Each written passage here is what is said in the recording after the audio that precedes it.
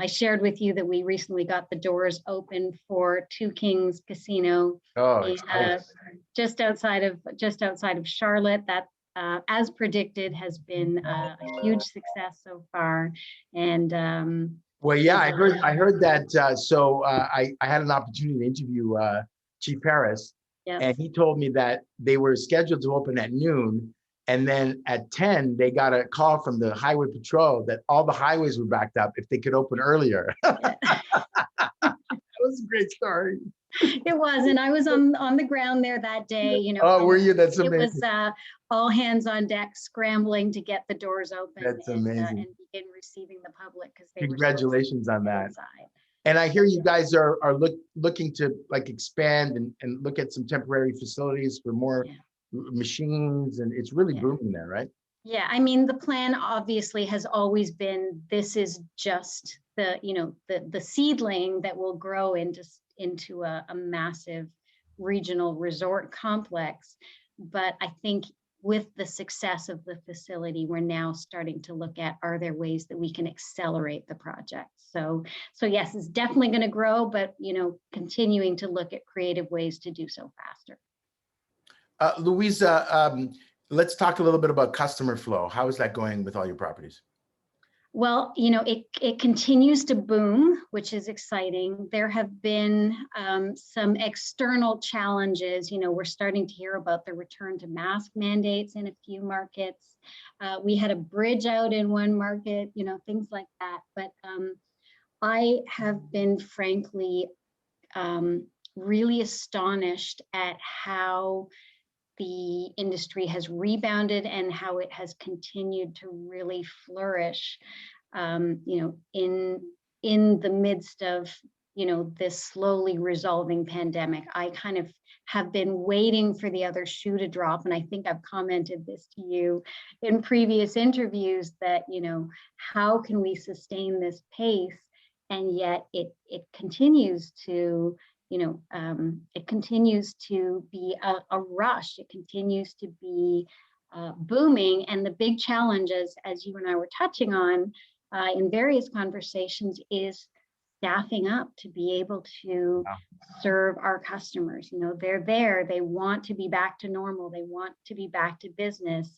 And it's finding the people to open the restaurants and open the hotel and it's a major issue. Serve the entire and all of those things. So Luisa, do you think that the workforce has changed? Do you think that people are reassessing their lives? And you think that we're also, as an industry, reassessing how we treat our employees and how we move forward here?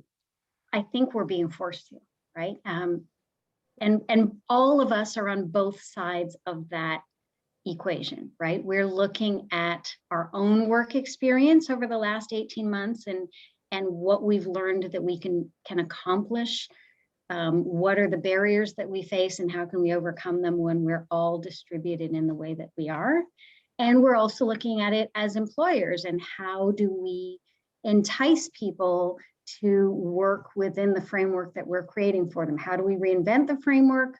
Or if we can't reinvent it, how do we convince people to fit within it? Because, you know, having had a taste of other modes of work, we're all evaluating what are the benefits, you know, what were the silver linings of, you know, being forced into seclusion for 18 months, and what are the pieces of that we want to be able to hold on to. I've certainly, you know, had an extra 2 hours every single day that I could work because I wasn't spending them in traffic fighting to and from the office. And that's precious time, right? Yeah, so. Absolutely. Luisa, is it more about culture now? Do you think people are looking at the places that they're working? We know that everybody's throwing like bonuses and sign-up bonuses and more money, but I feel that it's also a lot about culture, right? About where you're going to work and why you're working so hard to do this. Mm-hmm. What is the ultimate goal, right? Yeah, I think that, you know, having been through this pandemic, having been through the uncertainty, having had to scale down and scale back up and process so much change, we probably all feel a little bit like we've been to war together. You know, we all had to face this down and grow together and evolve. And you know, I think that there are, in those high pressure situations, there are winners and losers, right? Yeah. There are organizations that embrace the change, and it brings their teams together, and it forges an even stronger culture. If you're building on that, the danger, I think, with that is that when you build a high performing team that are so committed to solving these problems and to finding success and creating success, is it's very easy to lean heavily on them. You know, we've all gotten used to giving so much, to pouring so much into getting through this. And, you know, we've gotten better at getting more done with less over this last year and a half. And there comes a time, I think, when you need to be able to loosen the reins a little bit and give people the breathing room. We've all been so very heads down. We need to get to a place where we can recognize that that is not infinitely sustainable. And, our culture needs to be not only a culture of collaboration and drive, but also a culture of creating people the space to be able to recharge, still within a nurturing environment. Yeah, and things definitely taking a shift, and I feel like employers are starting to understand that, and they've made a lot of concessions and changes, especially with the hiring market the way it is now. Luisa, does the variant worry you at all? I started out being not at all worried about it. I was feeling pretty bulletproof after I got my second set of vaccines. And it is alarming to be out in the world and feeling like you're returning to normal and start reprogramming yourself in that direction, and then start hearing the suggestion that we're not as far through this as maybe we thought. And it's really difficult to imagine having to take steps back. Yeah. I certainly don't want to have to, and I don't think any of us want to have to. Yeah.